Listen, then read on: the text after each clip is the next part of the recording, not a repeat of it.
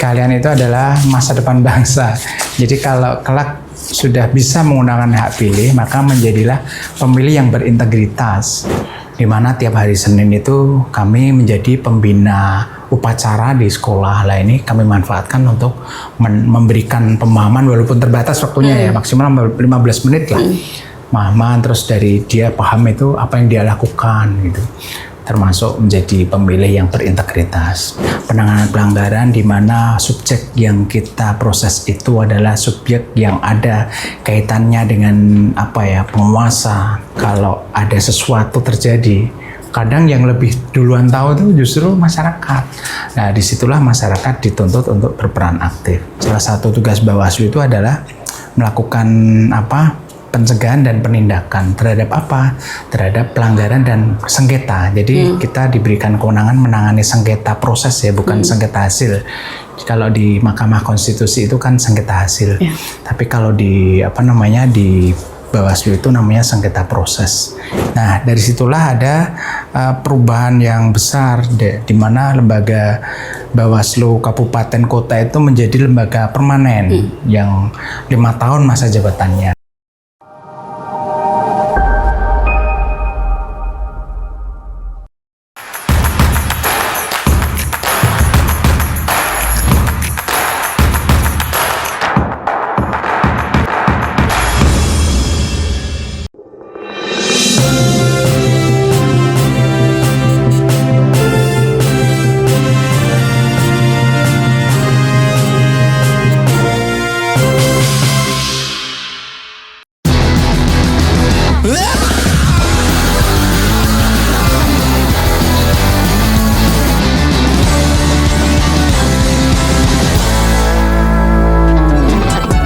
Kedai hitam putih,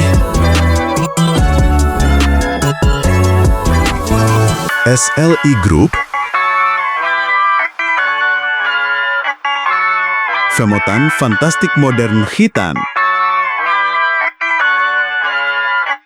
Selamat datang di Klinik Pratama Rawat Inap Ibnu Khalil, tempat di mana kesehatan dan kenyamanan pasien menjadi prioritas utama kami. Didirikan dengan tujuan utama memberikan pelayanan kesehatan yang berkualitas dan terjangkau bagi umat dan masyarakat.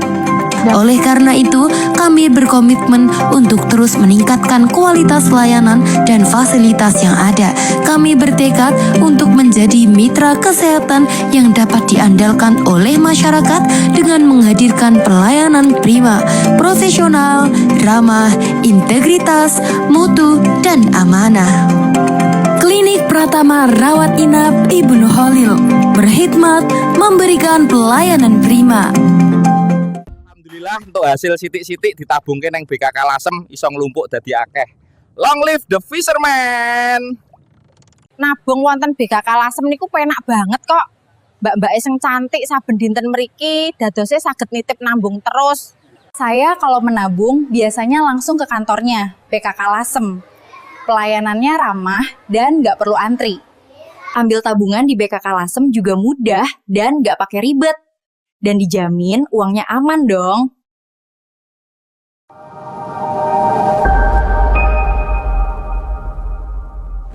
Halo Sobat Wangki TV, senang sekali saya Alfia hadir kembali menemani Anda dalam program Lebih Dekat. Program ngobrol santai dengan tokoh-tokoh penuh inspiratif di Rembang dan sekitarnya. Oke teman-teman, hari ini kita berbicara mengenai sesuatu yang sangat penting nih bagi demokrasi di Indonesia. Seperti yang kita ketahui ya teman-teman, kemarin itu rakyat Indonesia ini lagi sibuk-sibuknya nih nyiapin pesta demokrasi di Indonesia ya teman-teman. Jadi kita harus menyiapkan siapa sih yang jadi the next leader di Indonesia kita yang tercinta ini gitu. Jadi apalagi kalau kita tidak membahas tentang pemilu. Nah, pemilu yang jujur, adil, dan transparan ini tidak hanya menjadi tanggung jawab penyelenggara aja loh teman-teman, tetapi juga harus ada pengawasannya. Dan spesialnya hari ini kita kedatangan Ketua Bawaslu Rembang, yaitu Bapak Totok Suparyanto, SEMH.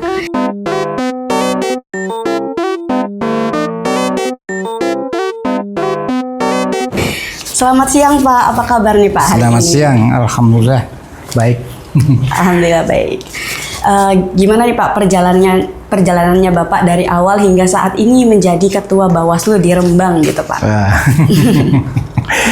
Ini saya itu bukan asli Rembang ya, asli Semarang. Justru pembicaraan awal menjadi penyelenggara itu justru muncul di Semarang. Waktu itu ada pertemuan apa ya, madrasah gitu ya. Ada temen tuh ngobrol, Mas nggak kepingin jadi penyelenggara pemilu? Apa itu? Itu loh kayak KPU, kayak Bawaslu. Oh ya, saya pernah jadi KPPS tahun 1999 ya, era reformasi itu. Iya. Nah, terus caranya gimana? Ini kelihatannya ada bukaan pendaftaran loh. Itu cuman pada waktu itu saya nggak daftar karena istri opnam seingat saya. Saya jadi lebih merawat istri di rumah sakit. Terus ditanya, loh Mas, kok nggak jadi daftaran? Saya bilang istri sakit. Terus masih ada kesempatan lagi loh Mas, di kecamatan namanya Panwasam. Daftar aja, kecamatan Tembalang. Loh, KTP saya Rembang. Oh ya udah, habisnya di Rembang. Akhirnya saya daftar di Pamotan. Alhamdulillah diterima. Dan pada waktu itu 2012 akhir ya, sekitar Desember saya dilantik jadi Panwaslu Kecamatan Pamotan. Waktu itu saya dapat amanah jadi ketua. Kemudian untuk mengawasi perhelatan pemilihan gubernur 2013 dan pemilu 2014. Itu kisahnya sampai sekarang. Gitu. Oke, berarti cukup lama juga ya Pak, udah 10 tahun lebih lah ya Pak. Ya, dulu memang belum lembaga permanen ya, namanya masih Panwas, panitia pengawas ad hoc artinya ya. Jadi kalau perhelatan selesai kita dibubarkan kan. Jadi di 2014 saya ngawasi, selesai terus sebentar ada pemilihan Bupati Rembang 2015. Saya daftar lagi itu, alhamdulillah diterima. Kemudian saya dapat amanah dari teman-teman jadi ketua lagi. Kemudian selesai ngawasi pemilihan Bupati Rembang. Kemudian istirahat sebentar, buka lagi karena harus ngawasi pilihan Gubernur Jawa Tengah. Saya daftar, alhamdulillah diterima lagi untuk ngawasi pilihan Gubernur 2018. Nah, dari situlah ada perubahan yang besar di mana lembaga Bawaslu Kabupaten Kota itu menjadi lembaga permanen yang 5 tahun masa jabatannya, dimulai 2018. Ya alhamdulillah saya ikut daftar, diterima lagi, terus dapat amanah dari teman-teman itu jadi ketua lagi, terus mengawasi pemilu 2019, kemudian mengawasi pemilihan Bupati 2020, dan di 2023 masa jabatan selesai, buka lagi tuh, saya ikut lagi, alhamdulillah keterima lagi. Terus untuk periode ini saya juga dapat amanah lagi dari teman-teman jadi ketua. Kemudian perhelatan pertama ya langsung ngawasi tahapan pemilu 2024 dan pemilihan kepala daerah ya, gubernur dan bupati barengan itu kemarin 2024. Alhamdulillah selesai dengan baik, khususnya di Rembang tidak ada satu residu ya di Rembang, dan ya alhamdulillah kita selesaikan tugas itu. Mudah-mudahan sampai 2028 kan masa jabatan sampai 2028. Itu perjalanannya. Cukup panjang juga ya Pak, berarti dari tingkat kecamatan sampai provinsi sekarang. Kabupaten. Oh kabupaten. Ya kabupaten. Oh sampai kabupaten ya Pak. Oke Pak, berarti kan dari perjalanan panjang itu apa sih Pak kayak fungsi utama dari Bawaslu itu sendiri, perannya untuk masyarakat mengenai demokrasi itu sendiri? Kalau secara sederhana, core bisnis Bawaslu itu kan penegakan hukum ya, penegakan hukum pemilu. Kalau di undang-undang diatur lebih rigid, yaitu ada, kita lebih mengenal dengan TUWK ya, tugas, wewenang, dan kewajiban. Ya. Salah satu tugas Bawaslu itu adalah melakukan pencegahan dan penindakan terhadap terhadap pelanggaran dan sengketa. Jadi kita diberikan kewenangan menangani sengketa proses ya, bukan sengketa hasil. Kalau di Mahkamah Konstitusi itu kan sengketa hasil, tapi kalau di di Bawaslu itu namanya sengketa proses. Itu bagian dari tugas yang kami emban dari amanah undang-undang itu, termasuk tugas pengawasan semua tahapan itu. Kemudian kewajiban itu salah satunya ya berbuat adil, adil kepada semuanya, khususnya bagi peserta pemilu atau pemilihan kan kayak gitu. Oh iya baik. Berarti apa sih Pak kayak pengalaman yang paling Bapak nggak terlupakan nih Pak selama yang mengawasi pemilu dari mulai kecamatan sampai sekarang gitu Pak?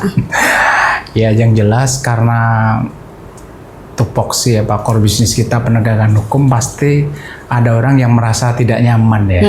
Nggak nyaman yang namanya kekuasaan yang mau diraih itu kan dinamikanya sedemikian rupa. Jadi kadang ada orang melanggar, kita harus memprosesnya, kan menjadi beberapa pihak ini menjadi tidak nyaman. Nah, dari sinilah tekanan-tekanan itu pasti ada. Makanya pernah ada semacam pembinaan psikologi ya dari Bawaslu RI ya, bahwa psikolog yang didatangkan itu bilang bahwa Bawaslu itu tekanan batin, tekanan psikologisnya itu sangat berat ya. Dia memiliki tekanan yang sifatnya harian. Ada juga yang kalau orang Jawa bilang kayak hujuk-hujuk. Jadi di samping setiap hari itu merasa tertekan, terus kadang ibarat gelombang tinggi lagi ya. Jadi yang sudah tertekan itu tambah tekanan yang yang tahu datang tiba-tiba kan gitu. Ada 3 itu makanya menjadi pengawas pemilu, menjadi penyelenggara pemilu khususnya di pengawasan itu memang bukan hanya memiliki kompetensi yang baik, yang memadai, tetapi juga mentalnya juga harus kuat kan gitu. Nah ini loh.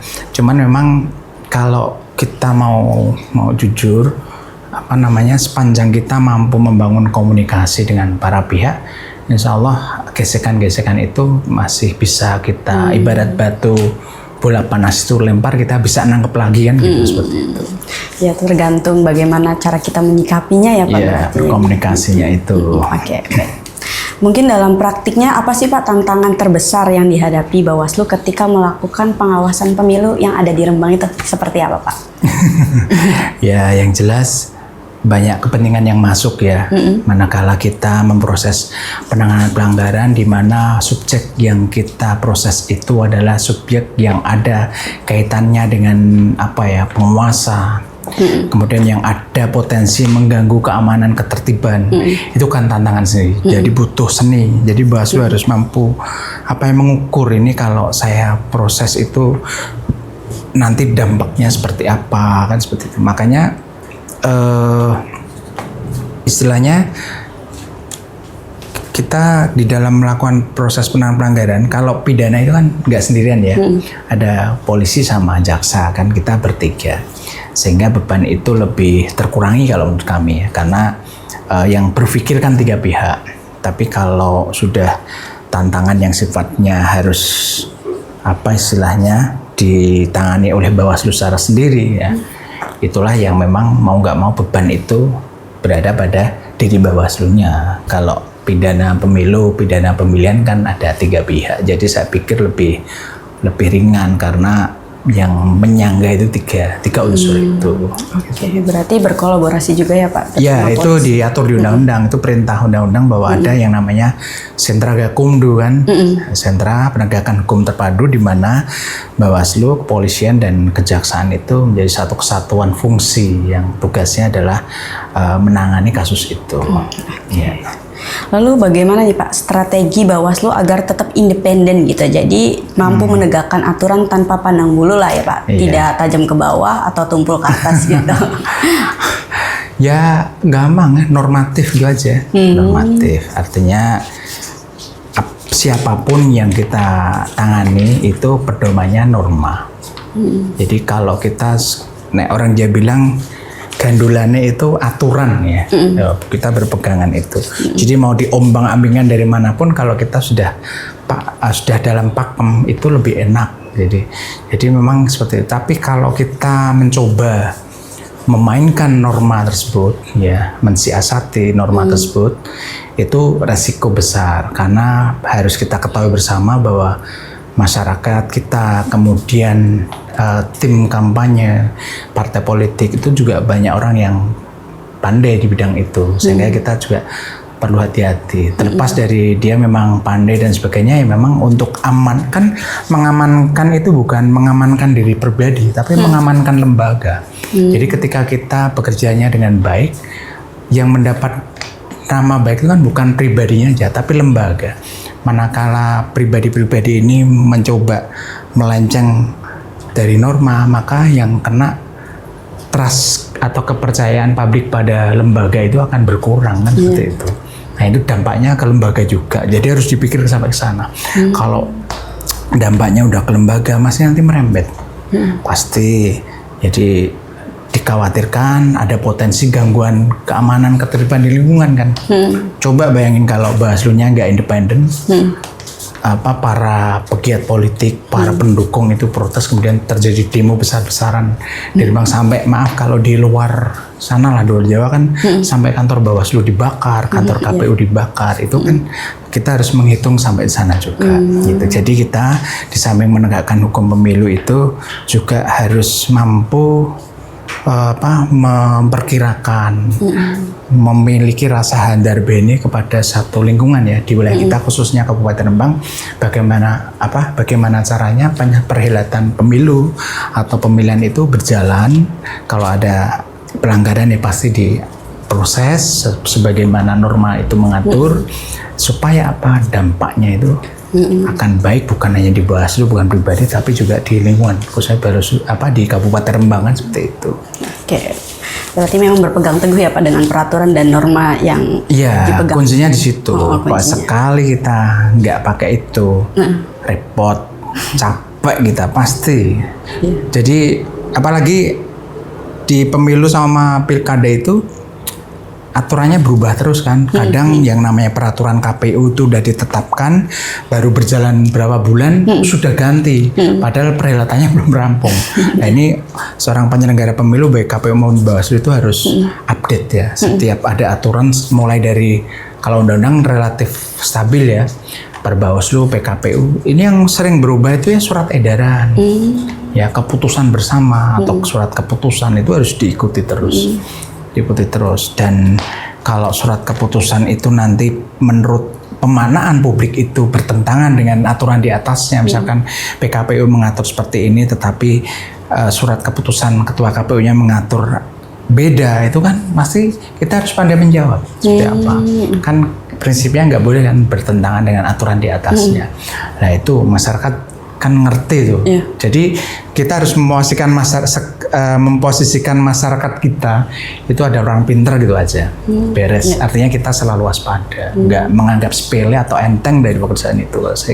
Berarti pergantian peraturan dari pusat juga termasuk tantangan juga ya Pak dari. Betul. Jadi harus kerja ekstra juga. Dinamis ya regulasi pemilu sama pilkada itu dinamis. Kalau ada penyelenggara pemilu yang bilang, orang KPU, orang Bawaslu bilang, dulu gini nggak, itu nggak bisa. Saya mengalami sendiri kan dari 2012 sampai sekarang itu mengalami, kalau dulu penertiban alat peraga kampanye itu pengawas pemilu pernah memiliki kewenangan eksekutorial, jadi menertibkan langsung boleh dulu. Sekarang nggak bisa. Sekarang kita menertibkan langsung malah digugat, kan gitu, karena memang aturan sekarang berbeda. Jadi harus dicermati, kita ternyata nggak memiliki kewenangan eksekutorial. Itu contoh. Gitu. Oke, baik. Berarti itu juga termasuk mungkin salah satu cara beradaptasi juga ya Pak dengan perkembangan zaman seperti itu. Iya, jangan malas baca. Iya. Oke, Pak, ngomong-ngomong soal demokrasi kan memang dari rakyat untuk rakyat ya Pak. Menurut Bapak nih Pak, seberapa sih pentingnya keterlibatan masyarakat dalam membantu tugas pengawasan Bawaslu itu sendiri Pak? Nah, itu kalau di Bawaslu dikenal dengan pengawas partisipatif. Artinya pengawasan berbasis masyarakat sipil. Kalau kita mengandalkan pengawas pemilu yang resmi kayak anggap aja saya sama teman-teman panwasisa saya itu kan pengawas TPS, sama pimpinan kami kan pengawas plat merah kan gitu ya. Dari negara kan. Jumlahnya kan terbatas. Sekabupaten hanya 5 orang kan. 5 orang di kecamatan Panwasan itu hanya 3 orang. Di desa itu kelurahan tuh masing-masing 1. Pengawas TPS 1. Bayangkan sejumlah itu kan terbatas banget ya. Kalau ada sesuatu terjadi, kadang yang lebih duluan tahu itu justru masyarakat. Nah, disitulah masyarakat dituntut untuk berperan aktif, melaporkan ke Bawaslu. Ya, bisa ke Panwas desa setempat, kelurahan setempat, atau ke kecamatan, atau ke Bawaslu kabupaten. Kami membuka kok keran layanan khusus. Jadi sekarang kami punya WA itu. WA yang masyarakat cepet gitu. Kalau dulu kan jangan dibayangkan harus ya harus prosedurnya berbelit. Sekarang dari rumah pun kita tahu ada alat peraga kampanye dipasang di depan masjid, dia foto langsung dijabrikan ke Bawaslu Kabupaten, terus langsung Bawaslu Kabupaten lihat, kita langsung hubungi, di daerah mana itu, kita langsung hubungi ya, biar tindakan seperti itu. Artinya kan masyarakat membantu, diperlukan pengawasan pemilu dan pilkada berbasis masyarakat sipil itu. Kalau di di istilah di kami itu ada Perbawaslu tentang pengawas partisipatif. Ya, kami juga diwajibkan untuk mencetak kader-kader pengawas. Di Bawaslu itu ada yang namanya Sekolah Kader Pengawas Partisipatif (SKPP) di Bawaslu RI ya. Ada alumninya tuh. Kemudian di Rembang itu kami punya Bawaslu Goes to School, di mana tiap hari Senin itu kami menjadi pembina upacara di sekolah. Lah ini kami manfaatkan untuk memberikan pemahaman walaupun terbatas waktunya ya, maksimal 15 menit lah. Pemahaman, terus dari dia paham itu apa yang dia lakukan gitu. Termasuk menjadi pemilih yang berintegritas. Di samping kami punya Bawaslu Mengajar. Lah kalau ini memang harus beberapa kali tatap muka, itu ada 5 kali tatap muka, masing-masing 45 menit dengan mata pelajaran yang sudah kami atur sedemikian rupa. Nah, dengan masyarakat diberi edukasi menjadi tahu, maka sudah barang tentu dengan modal ketahuannya itu tadi, dia bisa menyampaikan, oh kalau kata Bawaslu dulu, kalau ini keliru nih, ada pelanggaran, berarti saya sampaikan aja ke Bawaslu, salurannya kemana, kan ada semua. Itu jadi penting tuh pengawasan partisipatif atau pengawasan berbasis masyarakat sipil gitu. Dari Bawaslu-nya juga menyediakan fasilitasnya ya Pak, yaitu yang tadi WA sama Bawaslu Mengajar ya Pak. Bawaslu Mengajar, Bawaslu Goes to School itu kan salah satu ikhtiar ya, bentuk-bentuk ikhtiar Bawaslu dalam memberikan edukasi kepada masyarakat kan. Soalnya kalau dia semangatnya hanya melaporkan tanpa pengetahuan yang memadai itu juga susah. Jadi tahu-tahu Japri Bawaslu ada misalkan Pak, ada kampanye di rumahnya Mbak Al gitu. Tuh, dia nggak apa-apa toh, Mbak Al itu ASN juga bukan kan, iya kan?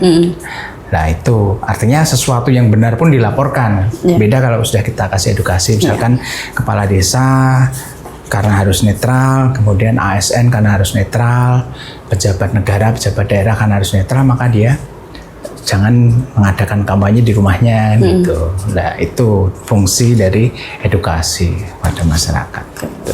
Kalau misalnya memang ada pejabat yang tidak netral nih, ada nggak sih Pak sanksi dari Bawaslu-nya sendiri apa gimana nih?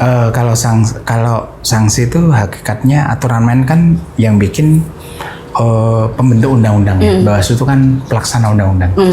Jadi yang dilanggar apa dulu nih, misalkan ASN tuh kan ada aturan-aturan yang mengatur yang diatur dalam undang-undang bahwa ASN itu kalau masuk kategori pejabat itu masuk kategori pidana.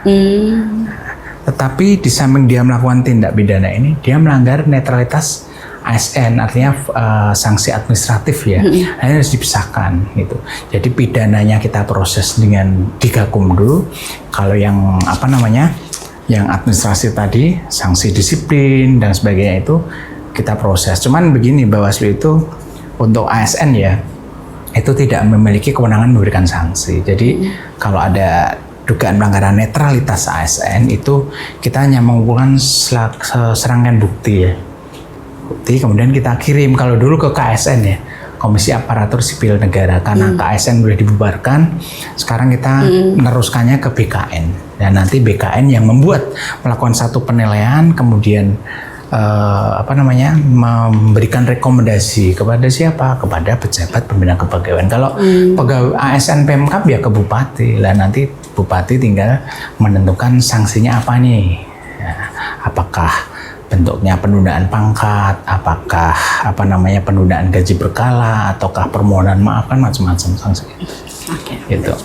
Ngomong-ngomong partisipasi masyarakat, kan sekarang Indonesia sedang mengalami masa demografi ya Pak, di mana generasi mudanya cukup tinggi gitu. Jadi ada pemilih pemula atau pemilih muda lah ya Pak. Gimana nih Pak tanggapan Bapak mengenai pemilih pemula di Indonesia? Ya, pemilih pemula ini memang di satu sisi menggembirakan ya buat kita.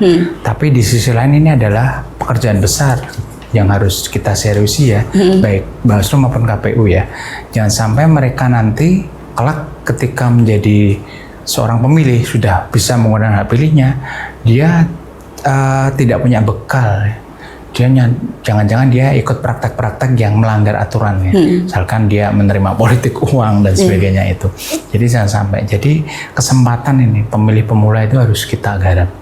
Kita kasih wawasan, kita kasih edukasi yang memadai supaya kelak dia menjadi pemilih yang berintegritas, yaitu pemilih yang selalu memperdomani serangkaian norma yang ada, kan gitu. Oke, mungkin Bapak bisa ngasih pesan nih Pak buat generasi muda yang ada di Rembang agar bisa mewujudkan pemilu yang jujur, adil, dan bermartabat, Pak. Oh iya. Bisa langsung aja. Ya. Jadi untuk adik-adik pemilih pemula ya, kalian itu adalah masa depan bangsa. Jadi kalau kelak sudah bisa menggunakan hak pilih, maka menjadilah pemilih yang berintegritas. Pemilih berintegritas itu kayak apa? Pemilih yang memperdomani aturan-aturan yang berlaku. Jadi kalau memang itu salah ya jangan dilakukan.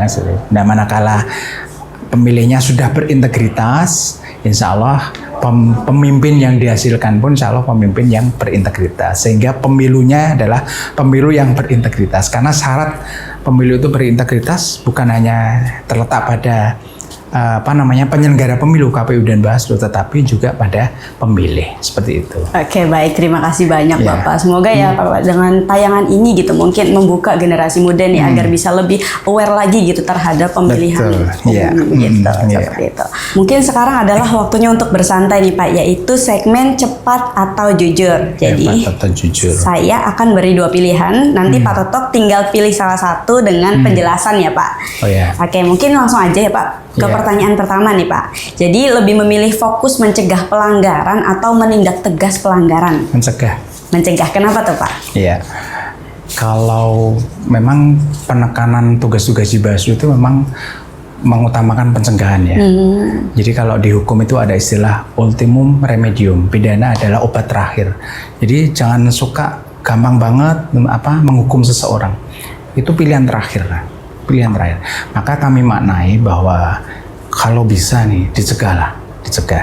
Kalau sudah nggak bisa dicegah ya mau gimana lagi kan gitu. Itu penekanannya seperti itu, melakukan pencegahan seperti itu. Oke. Memang mungkin sesuai tupoksinya ya Pak Ya, untuk bisa karena mencegah. begini, melakukan satu proses penanganan pelanggaran itu diperlukan kecermatan ya, kehati-hatian, cantolan pasal, kemudian kajiannya itu, kajian hukumnya, karena ini menyangkut nasib seseorang.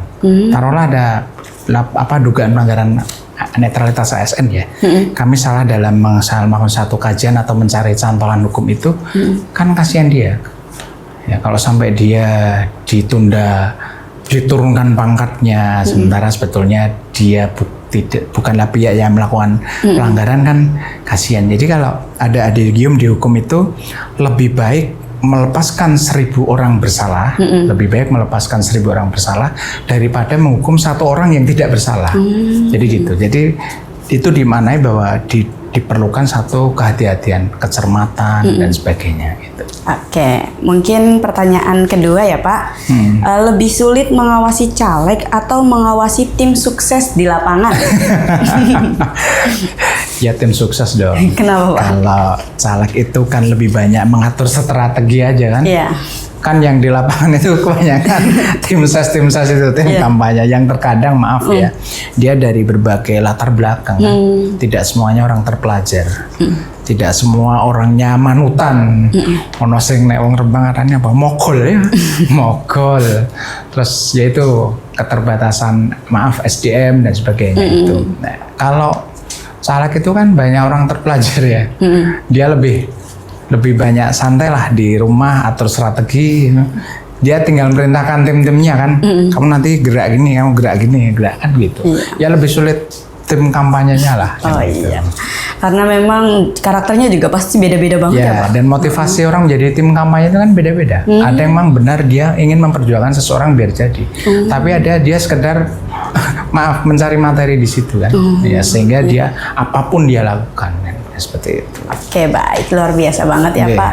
Waduh, luar biasa banget ya teman-teman Sobat Bangki TV. Dari perbincangan dengan Pak Totok ini kita belajar bahwa pemilu yang jujur dan adil ini tidak akan terwujud tanpa adanya pengawasan dan partisipasi dari masyarakat. Oke, terima kasih banyak Pak Totok atas Iya. waktunya, Iya. inspirasinya dan semangatnya tentunya ya Pak dalam Iya. mengawal demokrasi yang ada di Kabupaten Rembang. Sama-sama. Oke, sampai jumpa teman-teman di episode berikutnya. Mari bersama kita jaga pemilu agar tetap damai, bermartabat, dan penuh integritas. Jadi, salam Bangkit TV. Sampai jumpa.